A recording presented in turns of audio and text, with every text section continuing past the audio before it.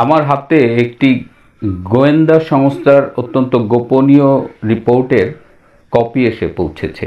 আজকে সেই বিষয়টি নিয়েই কথা বলবো।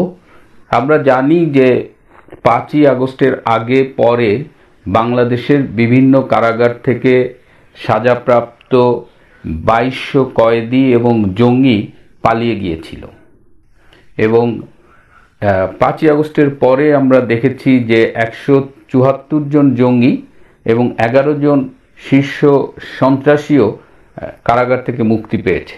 এর পাশাপাশি প্রায় 450 পুলিশের থানা এবং কারাগার থেকে অস্ত্র এবং প্রচুর গোলাবারুদ লুটপাট করা হয়েছে।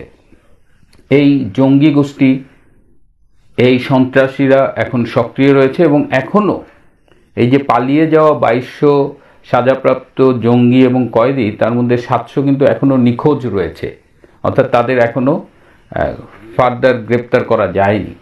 তো এই সন্ত্রাসী এবং জঙ্গিরা এরা এখন একটা ভয়াবহ পরিকল্পনা করেছে এবং ডক্টর মোহাম্মদ ইউনূসের নেতৃত্বে স্বরাষ্ট্র উপদেষ্টা লেফটেন্যান্ট জেনারেল অবসরপ্রাপ্ত জাহাঙ্গীর আলম চৌধুরীর তত্ত্বাবধানে এবং জঙ্গি উপদেষ্টা মাহফুজ আলমের সমন্বয়ে সে কোঅর্ডিনেট করছে, এই ভয়ঙ্কর পরিকল্পনাটা এগিয়ে যাচ্ছে। এই পরিকল্পনাটা হলো 1975 সালের 3রা নভেম্বরের মতো আরও একটি জেল হত্যাকাণ্ড সংগঠিত করা। এবার আওয়ামী লীগের প্রায় 50 জনের বেশি এমপি এবং মন্ত্রীরা বর্তমানে বন্দী রয়েছে এবং এদের অধিকাংশের বিরুদ্ধেই মিথ্যে খুনের মামলা দেওয়া হয়েছে। এদের স্পেশাল ট্রাইব্যুনালে বিচার শুরু হয়ে গেছে। তো এখন যেটা প্ল্যান করা হচ্ছে যে কারাগারে যারা ভেতরে রয়েছে বন্দী, তাদের ভেতরে যে কোনো একটা ইস্যুতে সংঘর্ষের সূত্রপাত করা, একটা কারা বিদ্রোহ করা এবং সেই বিদ্রোহের সুযোগে বাইরে থেকে ওই সশস্ত্র জঙ্গি এবং সন্ত্রাসী গোষ্ঠী জেলে প্রবেশ করে তখন তারা এই আওয়ামী লীগের সিনিয়র লিডারশিপটাকে হত্যা করার একটা পরিকল্পনা করেছে এবং এর মধ্য দিয়ে আওয়ামী লীগের সিনিয়র লিডারশিপকে একেবারে নির্মূল করার মতো, যেটা একবার 2004 সালের 21শে অগাস্ট তারেক রহমান এবং তার সন্ত্রাসী বাহিনী চেষ্টা করেছিল আওয়ামী লীগের হোল সিনিয়র লিডারশিপটাকে এলিমিনেট করার, সেরকমই আবারও একটা প্ল্যান করছে। কিন্তু এই প্ল্যানটা গোয়েন্দাদের কাছে সামহাউ রিচ করেছে এবং I have received a copy of that report. তো এই অবস্থায় যদি এইটা করা যায় তাহলে শুধু যে আওয়ামী লীগ মানে নেতৃত্ব শূন্য হবে তা না, পুরো দেশটার কিন্তু একটা সারা বিশ্বের কাছে এমনিতেই বাংলাদেশের ইমেজ তলানিতে, সেটা আরও ক্ষতিগ্রস্ত হবে এবং সারা দেশে একটা নৈরাজ্য সৃষ্টি হবে। সেখান থেকে দেশটা গৃহযুদ্ধের দিকে ধাবিত হতে পারে এবং আপনারা নিশ্চয়ই খেয়াল করেছেন যে এরই একটা পাইলট হিসেবে বগুড়া জেলে 4 জন আওয়ামী লীগ নেতাকে কিন্তু হত্যা করা হয়েছে।